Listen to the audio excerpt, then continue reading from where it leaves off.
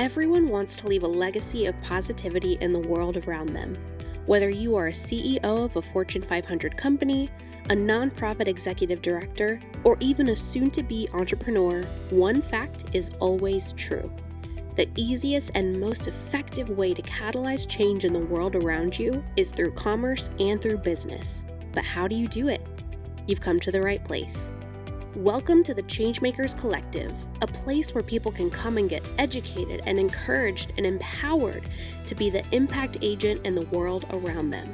Brought to you by Silverback Ventures, Steff Thomas and Scott Woods have over 50 years combined experience helping companies and owners amplify the voice and multiply the impact of purpose-driven businesses. Join us each week as we discuss what it means to live a life of purpose on purpose. Welcome back to the Changemakers Collective. We are talking about the single most important characteristic you have to have as a business owner and frankly as a human being, and that characteristic is grit. I am Stephanie Thomas, and that is Scott. Yeah, they don't care about they care. our names. We are Silverback. We are Silverback Ventures. Yes, for those we're talking about on grit. The video, yes, it's on my shirt. Before we started, we were talking about the book, Grit. Yeah. And we were talking about that passion and perseverance for long-term goals. That's what grit is. And we were talking about there's two myths. One of them is if I work 24/7 and I'm always thinking about my business, then my business is going to be successful. And that's just simply not true. You experience not grit burnout. either. Yeah. The other myth is that you either got it or you don't. You're born with it. No, and that's just not simply not true. And if you've listened to the last 2 or 3 episodes we've had, grit is about the pain of progress and being willing to progress even when it's uncomfortable, to build that strength of character, to be okay with, it's going to be a little messy over the next couple of periods of time, but we're going to be able to persevere through in order to get to the destination we're trying to get to. You know, Scott, a lot of times we tell people, we don't want people to live in the past, but we want people to look at where they were to motivate them in where they're going. Yes.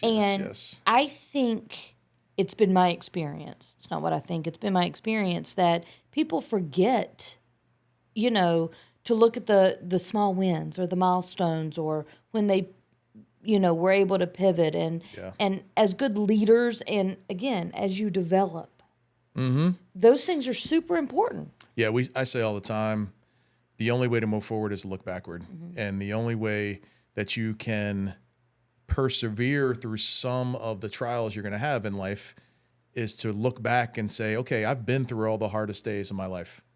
And oh, by the way, I'm still here. And if I can endure all of those things, then I can endure going forward.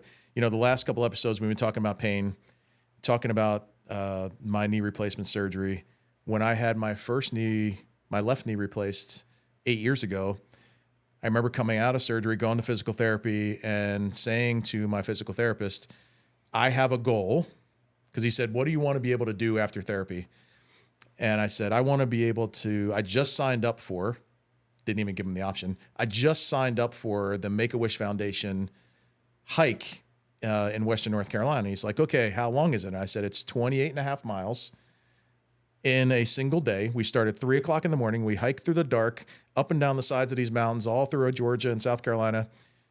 And he's like, wow, that's awesome. And we're raising money for the Make-A-Wish kids, the whole deal. And he said, well, when is it? All right, let me back up and say my surgery was on December 11th.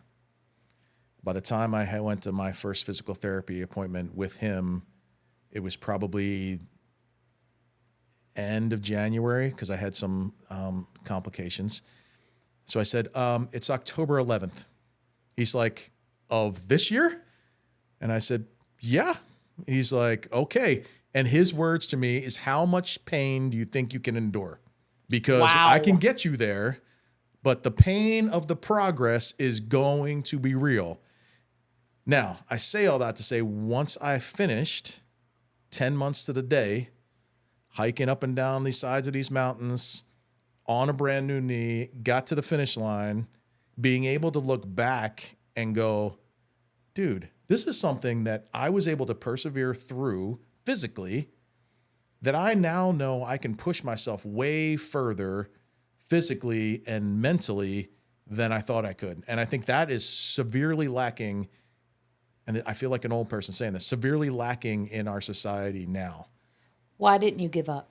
I had made a promise to myself that if my goal is to do this, and I made a promise to not be it about me. The reason I chose the Make-A-Wish Foundation hike was I know that the children that we're affecting are even in a worse situation than I was in.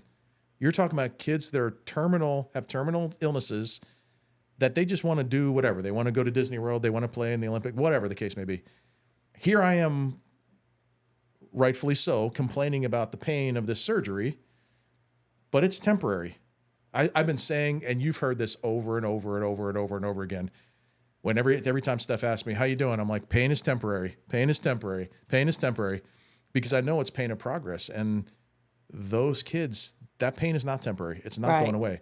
So I said, I am not going to give up on them because I know I can push my body further than I think I can.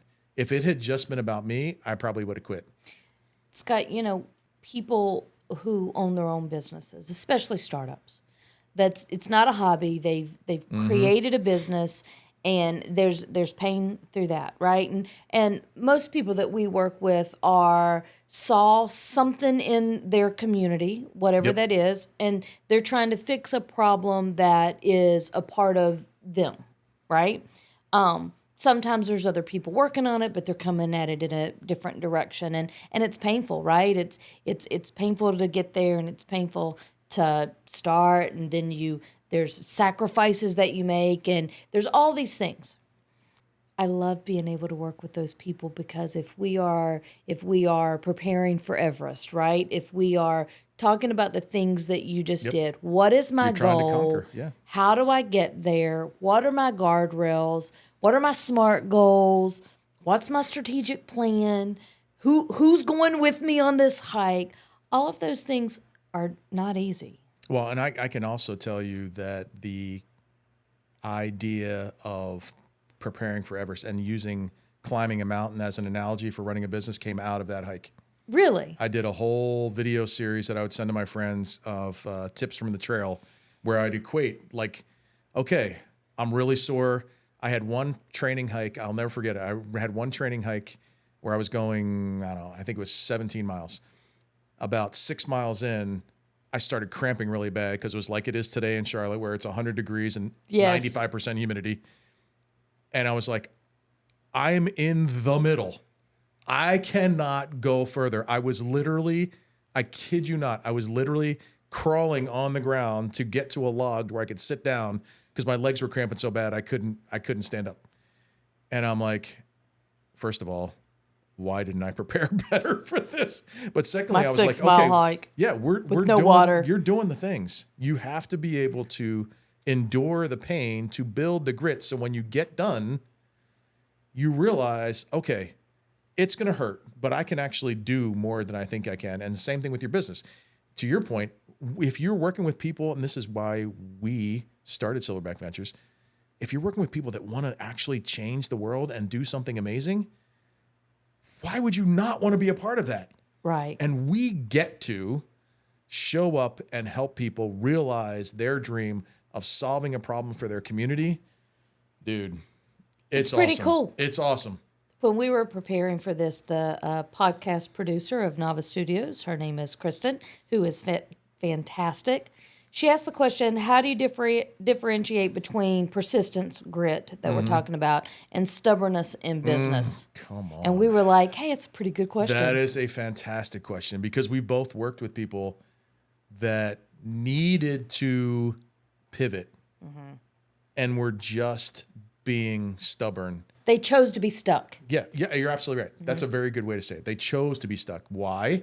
Because they didn't do what we talked about in one of the last episodes where they didn't observe where they were, orient to what their situation was, decide to make a change, and then act on it. They got stuck. They got stuck in the process and never made a decision to do something different. And if you're in your business and you can't see a pathway forward, first of all, please, I'm begging you, reach out to us or reach out to somebody that is going to give you an objective overview of where you are. Right. So you know if you have to make a move or don't have to make a move. Scott, and you were going to say this, and we say this all the time. If you are so busy working in your business and you don't take time to work on your business, then you may not even realize that you're stuck. That's true too. Because you're so in the day-to-day. Weeds. Yep. Yeah, I worked with a guy that had a very, very successful machining business. So like he could make anything. And these CNC machines could do all kinds of stuff. And he called me and said, I just can't get out of the way. I'm working 24 hours a day, blah, blah, blah, blah, blah, blah. And that conversation came up. I was like, well, how often do you sit back and say, okay, here's what my highest and best use is. This is my expertise. I'm an engineer that does CNC machining. Why don't I outsource the bookkeeping, for example, or the order processing or whatever? And he's like, well, I just don't know if it's going to be right. I'm like, okay, if you're not willing to create an opportunity for your business to get better, your business will always stay the same. Well, here's another thing. We were working with a client who was a little bit leery of hiring someone. And one of the things that we walked them through was, well, if you're doing all the work, then how do you go get more clients? Yes. If you were doing all the work, how do you plan for? What happens if you get sick? Yes. And they were like, but what about the money portion of it? Well, yeah, part of having that grit is being able to walk in the knowledge of the past so you can, look backward to move forward. Mm-hmm.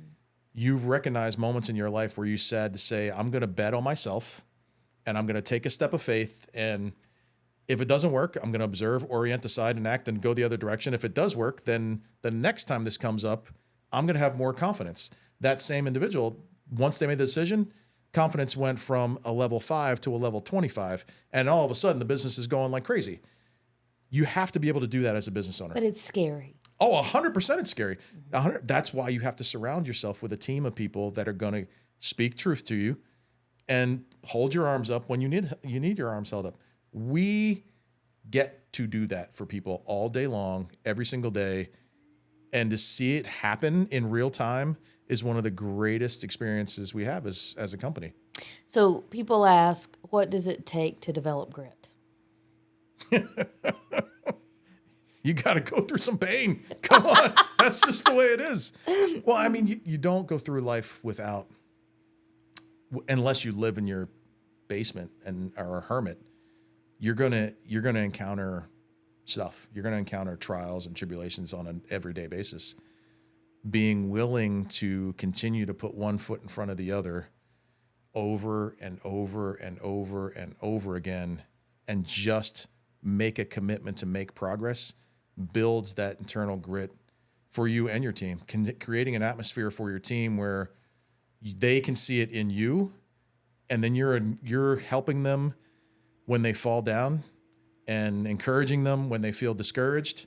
I mean, we all have to have people in our lives. We're not meant to go through this world by ourselves alone, right? So you have to have people in your lives there. You're gonna help them when they fall, and they're gonna help you when you fall. We had a really cool podcast with Brian from Rock Hill Coffee, and he was talking about, just growth in, well, he had to go to his parents and ask for his first loan, and he had to wake up one day and think, how am I going to cut payroll? And, fast forward, and now he's got from food truck to brick and mortar, and he is a staple in Rock Hill. One of his goals was to put Rock Hill on the map because he thinks it's a fabulous place in America.